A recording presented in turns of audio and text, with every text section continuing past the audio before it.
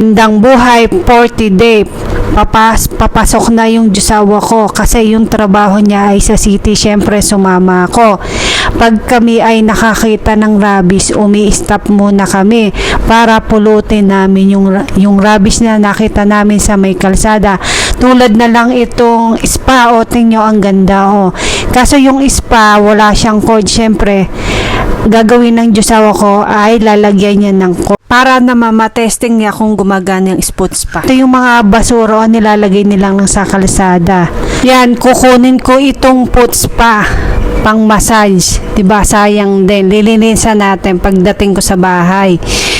Wala siyang cord pero marami kaming cords saksakan sa garage kasi malimit yung josawa ko mamulot ng saksakan sa kalsada. Ang daming nagtatapon na yan yung mga nakuha ko sa kalsada.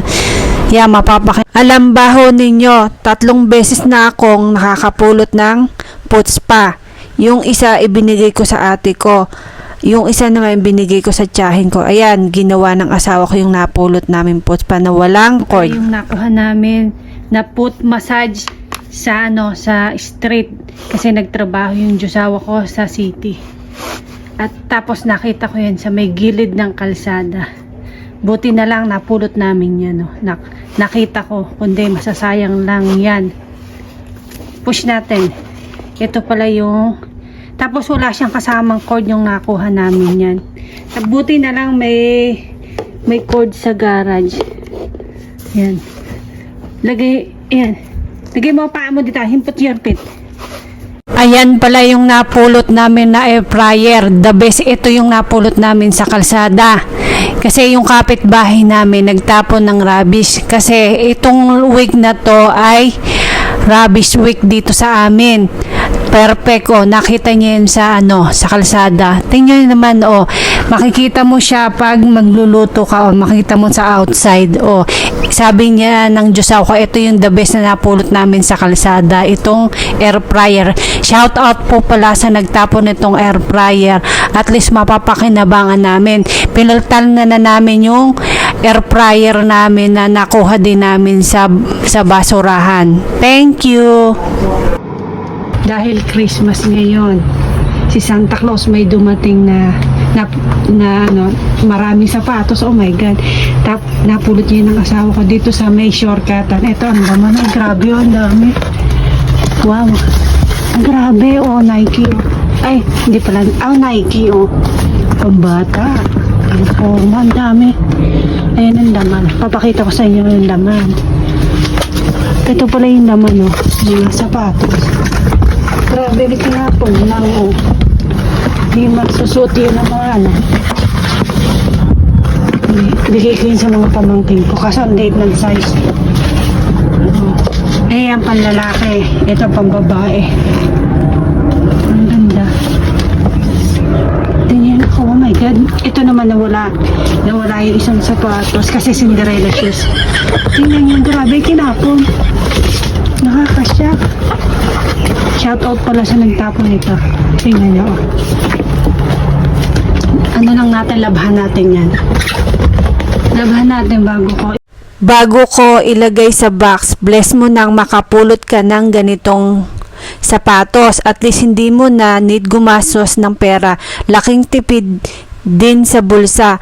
Dapat maging practical tayo sa buhay, hindi puro gastos, kasi pag maluho ang asawa mong Pinay, kawawa yung josawa mong apam. Charot lang. Tingnan nyo naman itong hindi pa gamit ang linis, my God. Size siya, size size 7.5. Pambabae yan. Kasi pink Size panlalaki to. Malaki Size 7. Pag sa babae, size 9. Laki, tingnan nyo Ang ganda. Converse shoes. Ito pala yung kabiyak niya Tingnan naman. Look at that Pasosyal. Ito naman ay kulay pink. Tingnan bago pa Tingnan, ang linis. Kat yung ilalim, maganda. Ayan. Swerte mo na makapulot ka ng ganitong mga sapatos. Tapos, ito naman ay Nike shoes. Nike. Ito, Nike shoes to. Ayan. Ito ang Nike shoes. Tingnan nyo, ang ganda, oh. Look at that. Ayan, oh. Ang linis pa ng ilalim, oh. Ano to? Size Nike shoes din. Red, oh. Size ano to? Size 4.5. Siyempre, nilabahan ko yan. Tapos, nilagyan ko po yan ng mainit na tubig para yung germs naman ay matanggal. Charot. Bumalik po yung jusawa ko dun sa nakuha niyang sapatos. Iyang sapatos na yan ay size 8.5 or 9. Shout out po pala sa nagtapon lahat ng sapatos. Maraming salamat at mapapakinabangan po ng mga tao doon na mapabigyan ko sa Pilipinas. O diba, hindi naman po kami social mag-asawa. Basta makita ka, pulutin mo agad. Ayan, tinry ko itong sapatos na ito. O, bagay sa akin. O. Maganda yan pang jogging. At least di na ako bibilit. Perfect yan sa pamasko sa akin ng Diyosawa ko.